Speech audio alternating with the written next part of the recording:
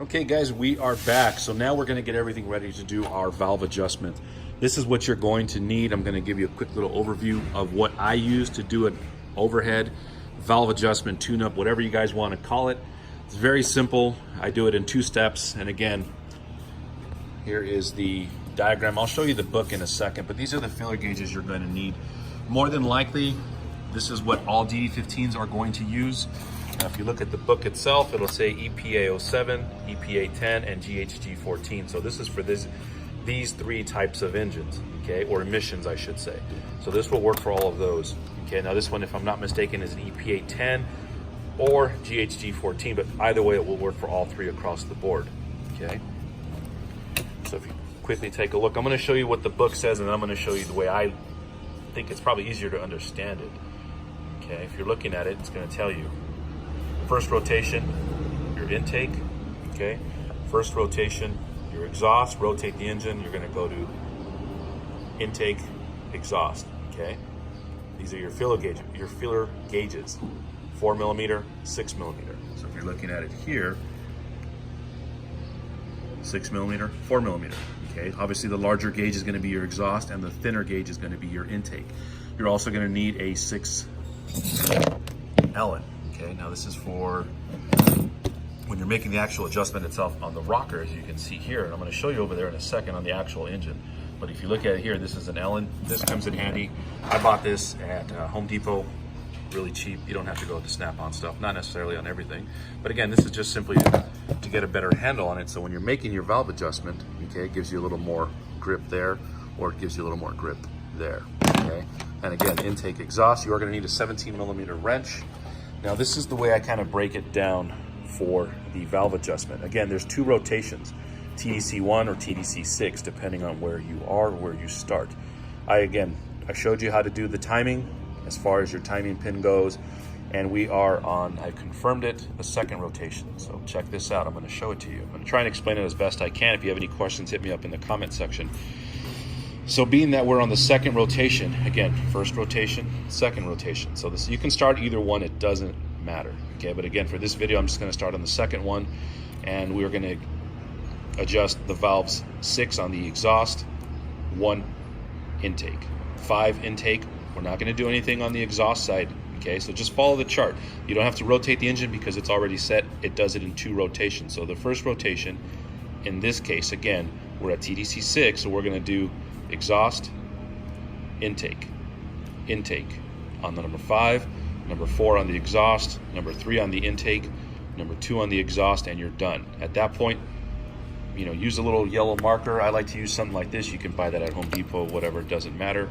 Just mark the valves, let them know, hey, remind yourself that you're done and you don't have to go anything more. After you've marked the valves that you've adjusted, go back underneath, rotate your engine again, okay? Remove the timing pin, rotate the engine, and then reinsert the timing pin once you find the mark on the flywheel, okay? Again, in case you forgot that little mark on the flywheel, look at the video. The video itself will tell you that mark. So again, rotate the engine again, full 360 degrees. At that point, once you insert your timing pin, and if it's all correct, okay, I'll show you how to verify that 2nd half, or verify it again. Then you're gonna be adjusting the other rotation, okay, which would be, you're going to be at TDC1, if I'm not mistaken. So you're going to adjust intake valves 1, exhaust 1. Intake 2, you don't need to do number 2 on the exhaust side, because guess what? You did it on the other rotation that you were just at again. So again, intake 1, exhaust 1. Intake 2, exhaust 3, intake 4, number 5, exhaust. And then number 6, you don't have to do it again because you did it prior. Okay, now if you look at the marks that you did, and hopefully you marked it saying that those were completed, at that point you are done. You've adjusted your valves, okay, on the 1st rotation and on the 2nd rotation. Again, it doesn't matter how you start, just as long as you start in the correct order, okay? And again, what I refer to, the order is what you see here. Okay, again, doesn't matter if you start on TDC 6 or TDC 1, it does not matter. I'll show you how to do the Jake brakes in a second, but I wanted to show you that. I'm going to show you the video now how I do the adjustments. And okay, so really quick, I want to show you something. As you do your valve adjustments, okay, I just did number 6 right now, intake and exhaust. As you can see, just get the yellow marker and mark it any way you want. I mean, whatever reminds you and lets you know, hey, I already did the adjustments here. Also, if you write it down, it doesn't hurt, cross it off the list. And then right now you're gonna follow the chart. You're gonna go to intake number 5, which you're gonna see is right here, okay? Now, it doesn't have any play going up and down, so that tells me that valve definitely needs to get adjusted. You can also verify that by trying to stick the filler gauge in. Okay, here's the filler gauge, and try and slide it in there. You're gonna see that it is just not gonna fit no matter what. So that tells me that that is completely tight. You need to loosen it up and go from there. So again, you're gonna follow the same process all the way down, follow the chart. You're gonna go 6, 5, 4, 3, 2, you're done, rotate the engine, and then do the other thing that's on my chart, which is like I was showing you there on the first rotation. ¿Agarró aire? Sí, sí, agarra nada. Están igual. Yeah, they're good? Sí. All right.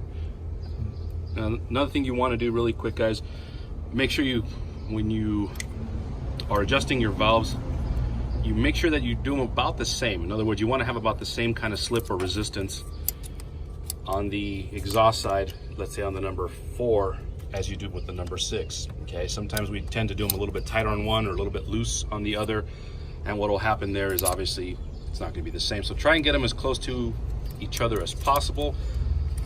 And again, don't forget to mark them with the yellow marker. And again, you're going to just follow the chart. Make sure you pick up some good habits, cross it off the list, mark off your valves, and then continue on down the road. Make sure you're, again, just doing it right. Take your time. It's not a contest. It's not a rush. It's not a race. Also, when you do a valve adjustment, always make sure the engine is as cold as possible. Okay, never do it when it's hot. Never, ever, ever, ever, ever do it when it's hot. The valves will, because metal expands. So again, always when it's cold or regular temperature. So let me continue on, and we'll get to the next step, which will be the final rotation and the final rotation that we're talking about, which is the second rotation. As you can see, we've marked the valves that we have adjusted, and right now you're going to need to go up underneath. It's a lot easier if you have 2 people, but if you have just one, that's also, you know, sometimes the way it is. So at this point, you're going to rotate the engine a full 360 degrees, so a full turn. Okay, and I'm going to show you exactly what timing marks are going to be coming up. And again, you confirm underneath that you are TDC by inserting the timing pin, looking for the mark on the flywheel, and then you're going to confirm that by checking your valves. Okay, so right now, as you can see, I have no play at all, no chatter, no nothing on my valves. So that tells me, again, I'm not at the right position. So when we start to rotate it and when we are at the correct position, I'll show you again the difference. So as you rotate the engine, guys, I hope you can see this. Unfortunately, it's not a very fast process, but you can see the wheels on the cams, okay, on the intake and the exhaust, they're going to start rotating. And again, always rotate in the natural direction that the engine is going to go, okay? I'm going to show you what timing marks to look for up here, and underneath you already know what to look for, okay? Okay, Tony. Yep. All right, guys, so I'm going to try and illustrate this as best as I can. I went ahead and marked the tooth on the gear itself. Okay, there we go. I'll try and get you a little bit less on the light situation. Now, up on top, I installed this little timing mark for your dual overhead cams. Now, you don't have to have this, but this is, again, I'm just showing this for the illustration purposes. Now, when this yellow tooth meets the mark up here, the hash mark for this particular mark on the tool or the device, you're pretty much going to be at TDC1. Again, you're going to confirm that underneath by looking for the timing mark, and you're going to enter your timing pin. So I hope this helps. And again, you're going to see it rotating, and it should pretty much meet up right around, give me a second, guys, right around there. Okay, might be off a degree or 2, but as you can see right there, there you go. Okay, pretty much right on the money. Hope that helps. Now let's go ahead and get the other valves adjusted and go from there. Okay, guys, so as you can see now that we've adjusted our intakes on the second rotation, or in this case, what I would call the first rotation, valves 1, 2, and 4. Now we're just gonna do the exhaust 1, 3, 5, okay? So again, you just loosen them up, as you can see there, loosen them up. Get your feeler gauge ready, and again, you're going to just need the 2 feeler gauges. In this case, once we're doing the exhaust, all you're going to need is your 0.6 millimeter or your .024 inch feeler gauge. okay? And pretty much everything, as you can see, is done. You can tell by the yellow marks that we put on there. All the intake is done. Now we just need the exhaust, which will be the 5, 3, 1. Once you've done that and once you're completely done, you are going to need your torque wrench. I'm going to show you my torque wrench right there. It's a 37 foot-pounds. Okay, don't forget to go back and check that you torque it down.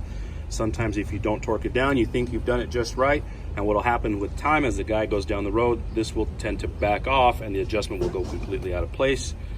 Last thing you want to do is have some damage to the valves, to the head, and a bunch of other things that could go wrong. So again, I hope this video helps. If you guys have any questions, hit me up. The video is just going to be strictly valves. I'm not going to be doing the Jake brake or the exhaust brake on this video. I may add it on to a third video. I don't know how I'm going to divide this one up. I don't want it to be too boring and put too much shit on there that you may not may lose your interest or your attention. So again, as you can see, pretty much done. If you guys have any questions, hit me up in the comment section. Thanks for watching.